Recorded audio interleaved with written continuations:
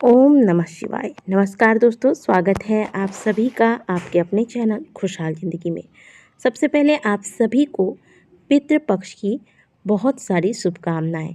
आप सभी के पितृगणों की कृपा आप सभी पर सदैव बनी रहे।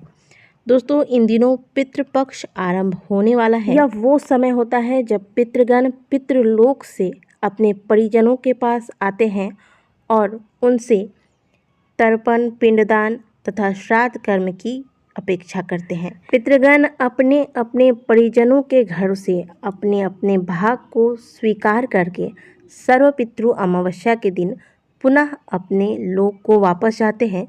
वापस जाने से पूर्व वह अपने परिजनों से संतुष्ट होकर उन्हें आशीर्वाद देकर जाते हैं। पितरों के आशीर्वाद से व्यक्ति के जीवन में सुख समृद्धि आती है। मार्कंडेय पुराण के अनुसार श्राद्ध से तृप्त होकर पितृगण श्राद्धकर्ता को दीर्घायु, संतति, धन, विद्या, सुख, राज्य, स्वर्ग और मोक्ष प्रदान करते हैं। तथा गरुड़ पुराण में भी ऐसा वर्णन आता है कि पितृजन श्राद्ध कर्म से संतुष्ट होकर अपने परिजनों के लिए आयु, पुत्र, यश, स्वर्ग, कीर्ति, पुष्टि, बल, वैभव, पशु, सुख, धन और धान्य देते हैं। लेकिन यदि श्राद्ध पक्ष यानी कि पितृ पक्ष के दौरान पितरों का स्मरण ना किया जाए, पितरों के निमित्त कोई भी कर्म ना किया जाए, तो ऐसे में पितृ नाराज हो जाते हैं। और पितृ नाराज होने के बाद जब वह पुनः अपने लोक को वापस जाने लगते हैं, तो ऐसे में वह अपने परिजनों को श्राप देकर जाते हैं और यही श्राप कहलाता है पितृदोष। हमारे शास्त्रों में पितरों के नाराज होने के कुछ संकेत बताए गए हैं, जैसे कि अगर आपके घर में काफ़ी ज़्यादा लड़ाई झगड़े और मनमुटाव हो रहा है तो वह पितृदोष का एक कारण हो सकता है। अगर कोई भी काम करते समय उसमें बाधा आ रही है और मेहनत के बावजूद भी उसमें आपको सफलता नहीं मिल रही है, तो ये भी कहीं ना कहीं इस बात का संकेत है कि आपके पितृ आपसे नाराज हैं। परिवार में यदि कोई ऐसा सदस्य है जो विवाह योग्य है परंतु उसके विवाह के योग नहीं बन रहे हैं, विवाह तय नहीं हो पा रहा है, कई बार तो विवाह तय होकर भी विवाह नहीं हो पा रहा, और अगर किसी प्रकार से विवाह हो भी जाता है तो वैवाहिक जीवन में बहुत तरह की मुश्किलों का सामना करना पड़ रहा है, तो ये भी एक लक्षण है पितृदोष होने का।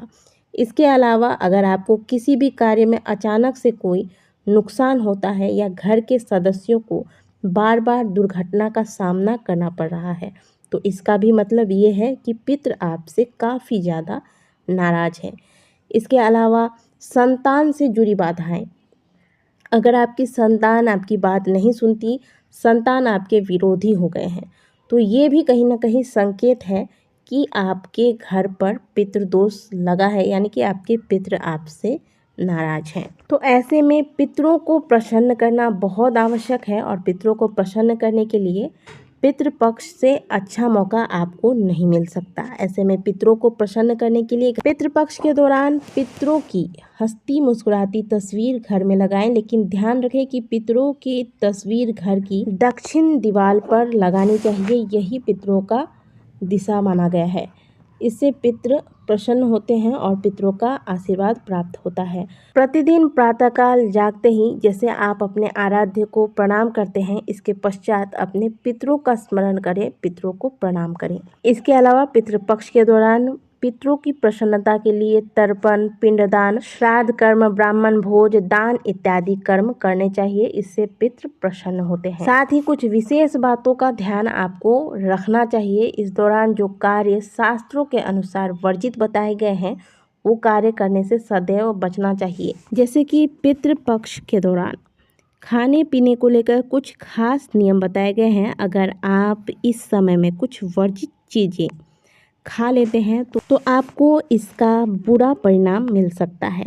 तो चलिए जानते हैं कि वो कौन सी चीज़ें हैं जिनको पितृपक्ष के दौरान आपको नहीं खाने चाहिए। पितृपक्ष में लहसुन और प्याज को खाने से बचना चाहिए। लहसुन और प्याज तामसिक भोजन की श्रेणी में आते हैं, इसलिए ऐसा माना जाता है कि पितृपक्ष के दौरान प्याज और लहसुन खाने से बचना चाहिए। साथ ही मांस, मछली, शराब का सेवन तो बिल्कुल भी नहीं करना चाहिए। इसके अलावा श्राद्ध पक्ष के दौरान बासी भोजन भी नहीं करना चाहिए।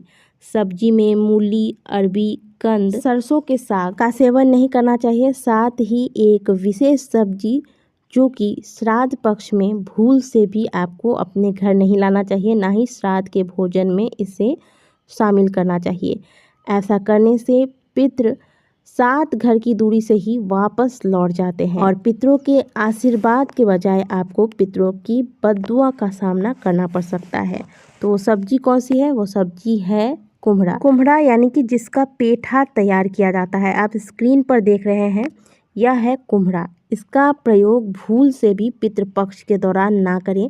साथ ही श्राद्ध के दौरान जब आप ब्राह्मणों को श्राद्ध में भोजन करा रहे होते हैं, उस दौरान ब्राह्मणों के पत्तल पर भूल से भी आप नमक और अचार ना रखें। आप भले अलग से रख दें, लेकिन जिस पत्तल में वो भोजन कर रहे हों उसमें आप डायरेक्ट नमक और अचार ना डालें। इसके अलावा श्राद्ध पक्ष के दौरान मसूर की दाल का भी प्रयोग नहीं करना चाहिए। आप मूंग की दाल या फिर उड़द की दाल, जिसके दही बड़ा और कचौड़ी आदि बनाए जाते हैं, इसका इस्तेमाल कर सकते हैं, लेकिन मसूर की दाल किसी भी रूप में श्राद्ध के दौरान प्रयोग में नहीं लाना चाहिए। अगला है दोस्तों, श्राद्ध में चने का सेवन किसी भी रूप में वर्जित है। यहाँ तक कि चने के सत्तू का भी प्रयोग श्राद्ध पक्ष के दौरान नहीं करना चाहिए। वैसे तो श्राद्धों में हर तरह के सत्तू का खाना वर्जित माना गया है। श्राद्ध में खीर का खास महत्व होता है और ये गाय के दूध से तैयार होना चाहिए, इस बात का विशेष ध्यान रखें। आजकल पैकेट वाले जो दूध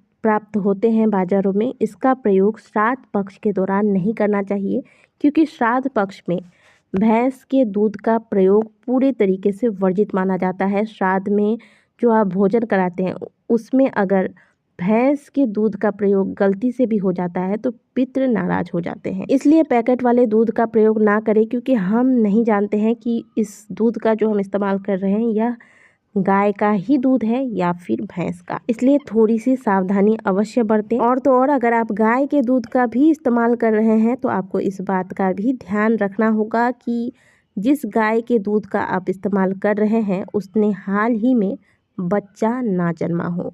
साथ ही आप भोजन बनाने के लिए सफ़ेद की जगह सेंधा नमक का इस्तेमाल करें। श्राद्ध पक्ष के दौरान काले नमक का इस्तेमाल पूरी तरीके से वर्जित माना जाता है, तो इसका इस्तेमाल करने से बचें। साथ ही श्राद्ध के दौरान खाना बनाने वाले का चेहरा पूर्व की तरफ रखकर भोजन तैयार करना चाहिए। पितृपक्ष के दौरान लोहे के बर्तन में ना आप भोजन तैयार करें और ना ही लोहे के बर्तन में भोजन करना चाहिए। लोहे के बर्तनों का प्रयोग पितृपक्ष में वर्जित माना जाता है। तो दोस्तों, इन खास बातों का ध्यान आपको पितृपक्ष के दौरान अपने खाने पीने की चीज़ों में रखना चाहिए और इन नियमों का पालन घर के प्रत्येक सदस्य को करना चाहिए। ऐसा नहीं कि जो तर्पण कर रहा है, जो श्राद्ध कर रहा है, केवल वही नियम करे और बाकी लोग जो मर्जी वो खाते पीते रहे। ऐसा नहीं होना चाहिए, क्योंकि जब पितृ दोष लगता है ना, तो पूरे परिवार को लगता है और पूरे परिवार इसका नतीजा भोगना पड़ता है। इसीलिए पितृपक्ष के नियमों का पालन पूरे परिवार को मिलकर करना चाहिए। दोस्तों, वीडियो अच्छी लगी है तो वीडियो को लाइक ज़रूर कीजिएगा। कमेंट बॉक्स में हर हर महादेव अवश्य लिखिएगा। मिलते हैं आपसे अगले वीडियो में, तब तक के लिए ओम नमः शिवाय, हर हर महादेव।